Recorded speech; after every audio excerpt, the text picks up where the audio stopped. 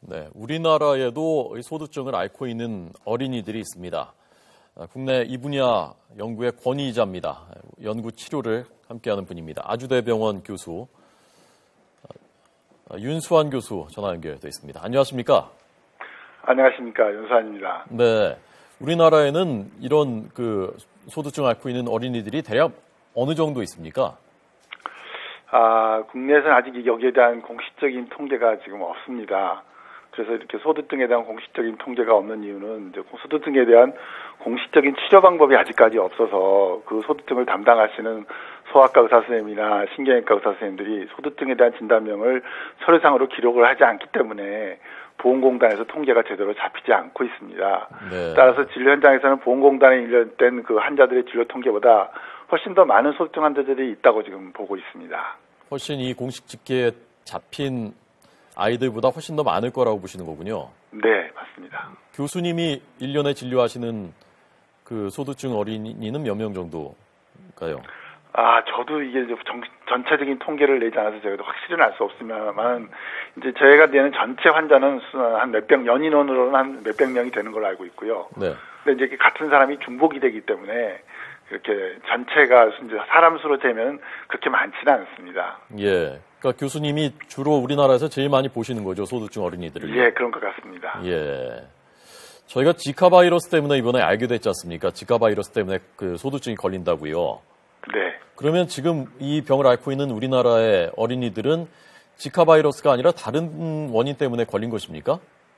예, 그 소두증의 원인은 아주 다양한 원인이 있는데, 예. 이제 크게 나누면 유전자에 대한 소두증도 있고 뇌손상에 의한 소두증으로 나눌 수 있습니다. 네. 이 중에서 이제 뇌손상에 의한 소두증은 다시 외상성 소두증과 감염에 의한 소두증으로 나눌 수 있는데, 이 중에서 이제 그 감염에 의한 소두증이 여러 가지 박테리아 감염이나 또는 바이러스 감염에 의한 뇌손상으로 나눌 수 있는데, 그 중에서 다시 또 감염에 의한 바이러스 감염이 지카 바이러스가 이제 포함된 것이죠. 예. 그러면 우리나라에서는 앞으로 그 지카 바이러스 때문에도 나타날 가능성도 있는 건가요?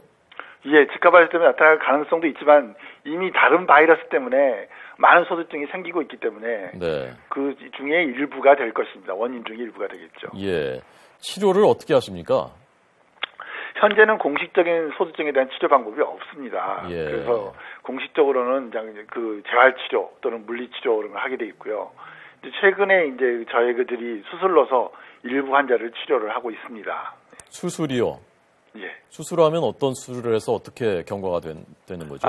소두증 중에서 이제 뇌압이 높은 경우를 한정해서 수술로서 이제 머리뼈를 확장해서 뇌성장을 촉진하고자 하는 시도를 하고 있습니다. 예. 물론 이제 여기 중에서 뇌압이 낮은 경우에는 더 많은 연구가 필요할 것으로 보입니다. 네. 그 수술하면 경과가 많이 좋아집니까?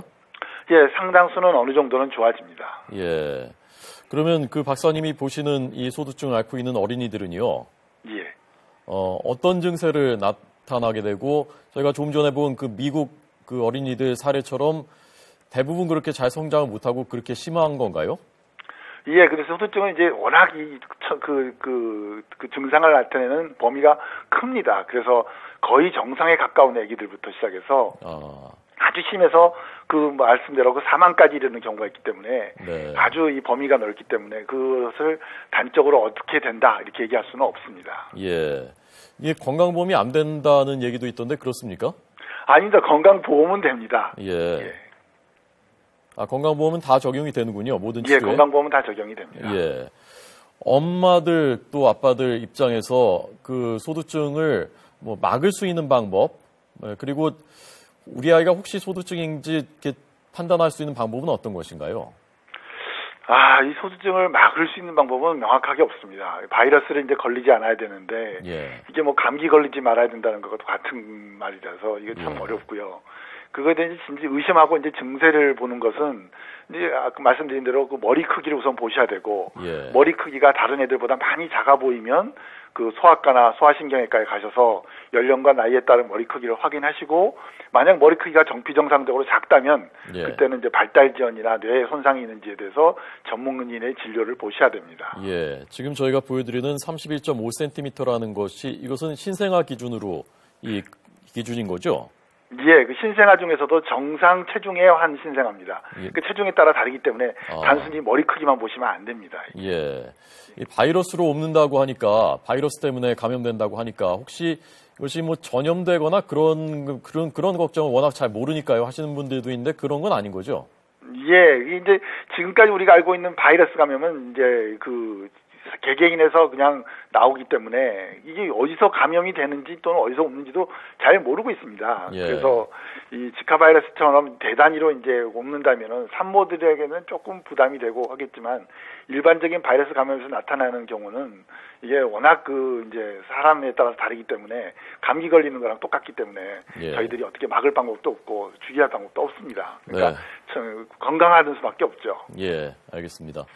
제일 답답하신 분이 아닐까 싶습니다. 원인도 지금으로서는 알 수가 없고 치료 방법도 뚜렷한 치료 방법이 없고 지카 바이러스가 아니라 다른 원인 때문에도 지금까지 이 소두증에 걸린 어린이들이 있었고 정확한 통계도 파악하기가 어려운 상황이라는 말씀이었습니다. 윤수환 교수님 바쁘신데 전화 연결 고맙습니다. 잘 들었습니다. 네, 감사합니다.